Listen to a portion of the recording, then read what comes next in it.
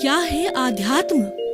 दर्शन, चिंतन धारा, विद्या या संस्कृति की परंपरागत विरासत। आध्यात्म दर्शन यानी जीवन का शाश्वत सत्य।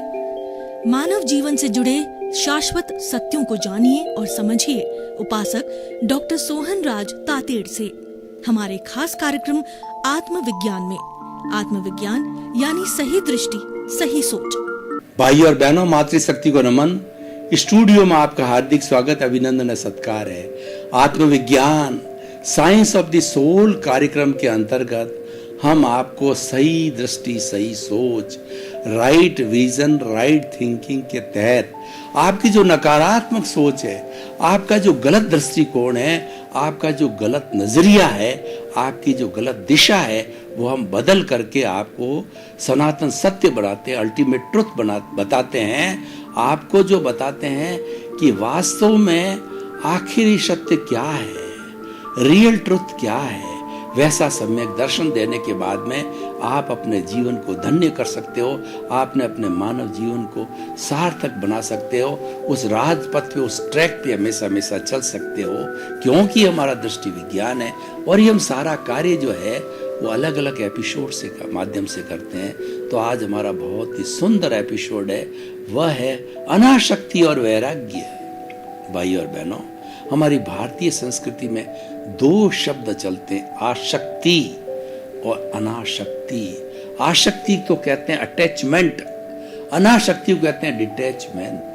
प्रवृत्ति मूलक, निवृत्ति मूलक, किसी भी चीज के साथ के अंदर चिपकना, वह कहलाता है आसक्ति। एक मैग्नेट है तो मैग्नेट के सामने लोहा है तो लोहा मैग्नेट की ओर खींचा जाएगा, वह आसक्ति है। और उसके विरोधी पोल को हम बैठा देते हैं तो उसको रिपेल कर देगा, वो खींचा नहीं जाएगा। रिपेलमेंट है, अनासक्ति है। और खींचा जाना है, वह आसक्ति है। किसी भी वस्तु के प्रति लुब्ध होना, उसको स्वीकार करना, वह आसक्ति है। और किसी भी वस्तु के प्रति मौन रहना, किसी वस्तु के प्रति तटस्थ रहना, मध्यस्थ रहना, उसको स्वीकार न करना है, वह अनासक्ति कहलाती है। और दूसरा शब्द आता है वैराग्य। वैराग्य के लिए कहा गया है अभ्यासाभ्याम वैराग्यम, अभ्यासाभ्याम वैराग्य। अभ्यास के करते करते हम वैराग्य को प्राप्त कर सकते हैं। आसक्ति को छोड़ करके जब हम अनासक्ति के अंदर जाते हैं, उसमें वैराग्य काम आता है। वैराग्य का अर्थ होता है जो चीजें हमको खींच रही है, जो चीजें हमें लुभा रही है, जो इंद्रिय सुख जो है हमको आकर्षित कर रहे हैं, उससे विकर्षण में जाना, उनकी तरफ ध्यान न देना, उनको छोड़ना, आकर्षण के विषयों को जो है छोड़ना, वो वैराग्य है। जैसे कि हम मनोरंजन करते हैं, मन का रंजन करते हैं। मन का रंजन कब होता है कि हम मन के अनुकूल जो बातें होती, पांच इंद्रियों के सुख होते हैं, अच्छा खाना, अच्छा पीना, अच्छे चित्र देखना और अच्छे अच्छे जो है वो फिल्मी संगीत सुनना, ये अच्छे अच्छे रूप देखना, ये और दूसरा क्या है, जबान के ऊपर अच्छे अच्छे भोजन ग्रहण करना। ये जितना भी हमारा जो इंद्रियों का सुख है, ये हमें आसक्ति लाता है और ये मन से जुड़ता है। और अनासक्ति जो होती है, इन सब से मुंह मोड़ लेना, वो आत्मरंजन कहलाता है। यानी आत्मा का जो गुण है वो अनासक्ति का गुण है, और मन का जो गुण है वो आसक्ति का गुण है। और ये हमारा राग द्वेष है, वो आसक्ति से पैदा होता है। और हमारा मूल स्वरूप की हम प्राप्ति करते हैं, वो अनासक्ति से पैदा होता है। तो कहने का मतलब है अनासक्ति जो है वो हमें मुक्ति की ओर ले जाती है और आसक्ति हमें बंधन की ओर ले जाती है। अब निर्णय आपका है कि आपको बंधते जाना है या मुक्त होना है।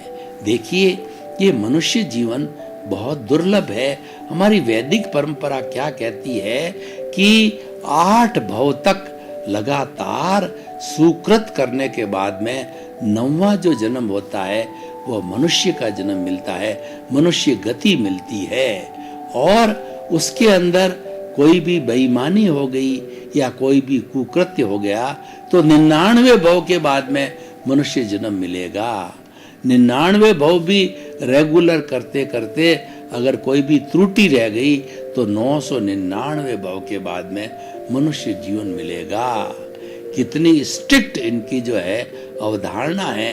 जैन धर्म की अवधारणा तो ये है कि आप सुकृत करते रहो, दयालु रहो और किसी को दुख न दो और करुणाशील रहो और सादगी का जीवन जियो, सदाचार, किसी के प्रति बुरे भाव न रखो, तो पुनः पुनः आपको मनुष्य जीवन मिल सकता। खैर वो अपनी अपनी अवधारणा, लेकिन कुल मिलाकर की यह बात निश्चित है कि मनुष्य जीवन मिलना बहुत दुर्लभ है। हमारी भारतीय संस्कृति के धार्मिक ग्रंथों के अंदर 4 बातें बहुत दुर्लभ बताई गई है और जिसको चारों बातें मिलती है वो पुण्यशाली, भाग्यशाली जीव होता है।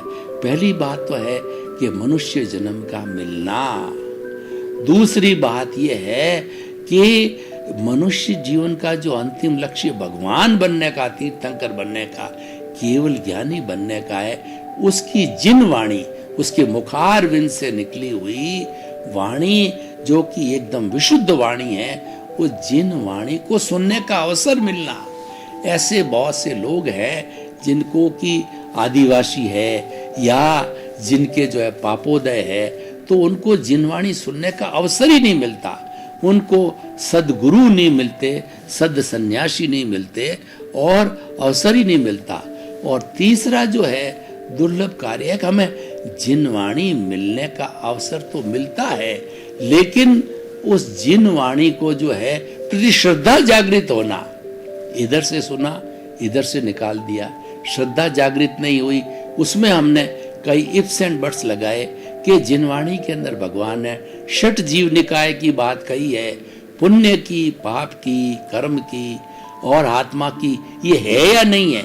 क्योंकि आत्मा एक ऐसा तत्व है, वो केवल अनुभवजन्य है, वो हाथ पे दिखाया नहीं जाता। उसमें संशय होने का अर्थ ये हुआ कि हमने जिनवाणी में श्रद्धा नहीं है। चौथा है कि आपकी श्रद्धा भी पक्की हो गई, फिर उसको जीवन में उतारना कि मेरा मूल स्वरूप आत्मा है, मैं ज्ञाता हूँ, मैं दृष्टा हूँ, मैं जानने वाला हूँ, मैं देखने वाला हूँ, मैं अनंत ज्ञान वाला हूँ, मैं अनंत दर्शन वाला हूँ, मैं अनंत शक्ति वाला हूँ और अनंत सुख का धाम हूँ।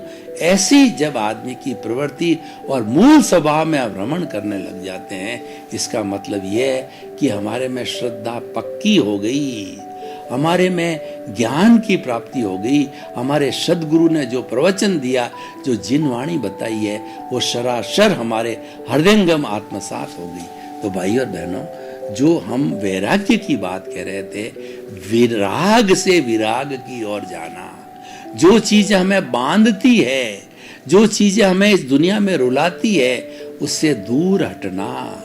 कैसे? मैं आपको उदाहरण बताऊं। मान लीजिए कि हमारे वैराग्य और राग कैसे होता है, मैं उदाहरण देता हूं। हमारे सामने एक अप्सरा, बहुत ही सुंदर युवती खड़ी हो जाती है, तो इसमें 2 तरह के भाव आते हैं व्यक्ति के बीच में। जिसके ज्ञान नहीं लिया होता और जीवात्मा है, वो अज्ञानी है, वह क्या है, उसके प्रति कामुकता, उसके प्रति बुरे बुरे विचार लाने लग जाएगा।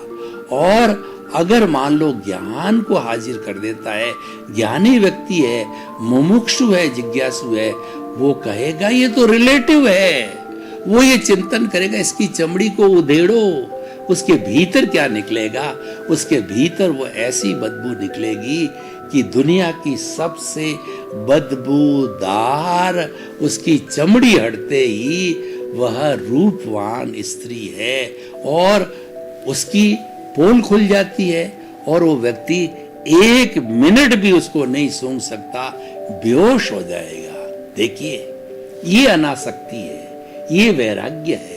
कहने का अर्थ ये है कि रियल और रिलेटिव को समझना। ये जो कुछ भी दुनिया है, ये सारी रिलेटिव है। रिलेटिव हम पीछे से लेके आते हैं, रियल हमारी शुद्ध आत्मा है, वो अनंत सुख वाला है, वो ब्लिस है, वो ज्ञान का भंडार है। तो अब देखिए, आसक्ति और अनासक्ति खड़े कैसे होती है। आसक्ति को खड़ा करने वाला है मैं और मेरा।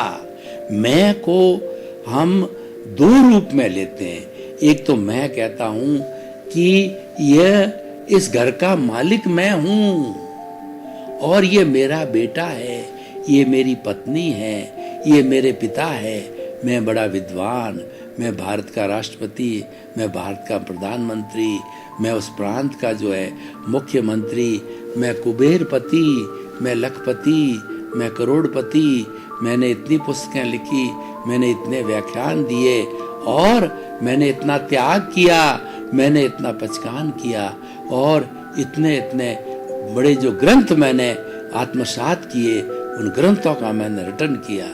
ये जो अहंकार है, ये कर्ता भाव है, ये कर्म बंधन का कारण है। कर्ता भाव से आसक्ति पैदा होती है और अकर्ता भाव से आप ये कहते हो कि भाई मैं तो कर्ता हो ही नहीं सकता। देखिए, वास्तव में इस दुनिया का कोई भी जीवित प्राणी कर्ता हो ही नहीं सकता। क्यों नहीं हो सकता, मैं आपको उदाहरण देना चाहता हूं। मान लीजिए मुझे एक कप, अच्छी कप चाय पीनी मसालेदार, तो पीने के लिए मैं क्या करूंगा? दूध, पानी, पत्ती, चीनी, मसाला सारा भगोले में डालूंगा, फिर अग्नि पे रखूंगा, फिर मेरे हाथ से 4-5 उकाले लूंगा। उकाला लेने के बाद में अच्छी चाय बनेगी। अब मैं वो चाय मैंने बनाई और पी या पिलाता हूं तो कहता हूं कि ये चाय मैंने बनाई। तो यहाँ पे हमारे जो आगमकार कहते हैं, भाई अगर दूसरे 9 तत्व न होते, 9 संयोग न होते, पत्ती, चीनी आदि, तो ये चाय कहाँ से बनी? आपको सरेंडर होना पड़ेगा। यही हर चीज में आप लागू करो कि मैं तो जो कुछ भी घटित हो रहा है उसमें से एक संयोग हूँ, एक निमित्त हूँ। जैसे कि आपका बच्चा पैदा होता है तो बच्चा पैदा होकर के पैरों पर खड़ा होता है, तो आप कहते हो कि मैंने इसके ऊपर पैरों पे खड़ा हुआ। आप देखिए, जन्म माँ ने दिया, स्कूल के अंदर टीचर ने पढ़ाया और उसके कपड़े हैं दर्जी ने सिला के दिए। अब वो रोटी के लिए बाजार से सामान लाते हैं। कई संजोग मिल करके उसको बड़ा करते हैं, उसको शिक्षित करते हैं, उसको व्यवसाय दिलाते हैं। व्यवसाय में बहुत सी पार्टियां जुड़ती है, बहुत से सामान को परचेज करना पड़ता है, दुकान लागू करनी पड़ती है, फिर जो है आपको परचेज करना पड़ता है, सेल करना पड़ता है। उसमें से जो निकलता है प्रॉफिट आता है, जब उसको धन मिलता है और पैरों पर खड़ा होता है। कितने संजोग मिल करके वो पैरों पर खड़ा होता है। आप अहंकार करते हो कि मैंने इसको पैरों